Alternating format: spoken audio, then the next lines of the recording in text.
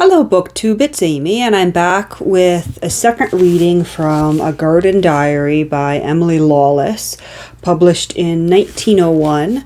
This is a diary for the years 1899 to 1900, and today we are reading the entry for September the 4th, 1899. It has been wet and is now fine again. Consequently, our view of the downs exhibits those tones of vinous purple shading into indigo that, in moments of patriotic expansion, I am apt to call Irish. I do not think it quite friendly of our neighbours, especially those who live upon the ridge above our head, to smile so significantly when the word view happens to slip out, as it did just now, in alluding to our new possession and its prospects. For what, after all, is a view? The question seems to suggest a reference to the dictionary, and here is Webster, ponderous in brown calf. View. First, act of seeing or beholding, sight, survey, examination by the eye. Second, that which is looked towards or kept in sight, an appearance, a show. Well, have we not something to look towards, to keep in sight, some appearance, some show? For that matter, so it may be urged, has the habitant of the two-pair back, or the rustic whose prospect is limited to a survey of his or her neighbour's undergarments, those short and simple flannels of the poor hung to dry in silhouette against a back fence. The truth is, it is not at all desirable to be so haughty. I will not go so far as to say that it is unchristian, but it is certainly unbecoming. For are we not all fellow creatures? What if you can command 7 counties from your windows? What if on one particular morning, to me incredible, you did see 3 ships cross Shoreham Gap? What if, from your garden chair, you can be regaled by a fantasia of changing lights and shadows, be lapped into peace upon summer afternoons, or stirred by the drama of battle clouds flung into blackness by a storm? Well, if you can, be glad of it. But, for pity's sake, abstain from bragging. To God thanks, and say no more of it. Believe me, it is not even commonly lucky to be so proud, and I speak with some little authority upon that subject. For as regard this matter of views, I too have been haughty to the point of insupportableness. I too have believed that the possession of wide prospects argued some peculiar, some ineffable superiority in myself. There was a time when nothing short of an entire ocean, none of your petty babbling channels, but the whole thundering Atlantic sufficed for my ambition. In those days, only upon the largest combination of sea, sky, mountain, seascape, landscape, cloudscape, did it seem possible adequately to exist. As for a mere rustic landscape, as for a confined one, as for a humdrum English one, above all, as for a landscape within 50 miles of London, why the mention of such things merely moved my commiseration. Those were the days when to be called upon to leave what is sometimes uncivilly called the ruder island, and to repair even temporarily to the more prosperous one, seemed a fall and a degradation hardly to be measured by words.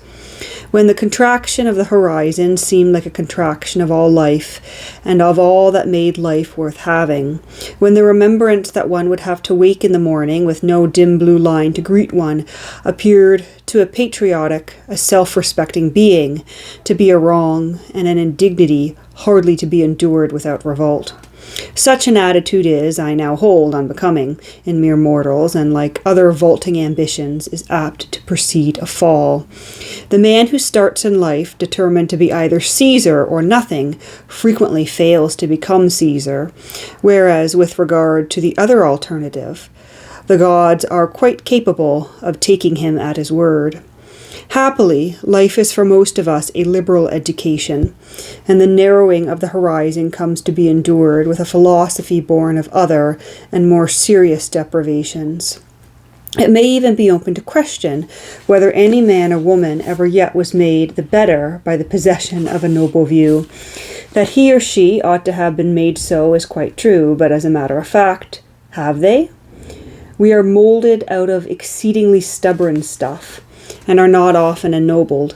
I suspect, by the landscapes that surround us any more than we are by the pursuits we follow or the names that we carry about with us.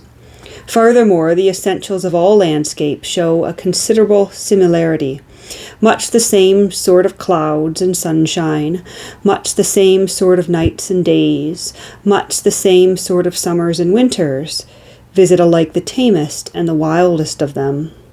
Even the more dramatic and exciting fluctuations, snow and hail, storm and lightning, exhibit a greater impartiality than might have been expected. The gale that has just unroofed your lordly tower has equally swept the tiles off our humble porch. In the same way that moralists are fond of assuring us that sickness and sorrow, loss and pain, old age and death fall equally upon the homes of beggars and of kings. Never having belonged to the last of these classes, I cannot take it upon me to answer for the discomforts that pertain to it. With regard to the other, though, I have often seen myself figuring, or upon the point of figuring, amongst its sad and tattered ranks. The impression has never been a particularly agreeable one, and I prefer therefore not to dwell upon it. It was moreover the subject of landscapes, I think, not of either kings or beggars, that was under discussion. But that is the sort of thing that is always happening.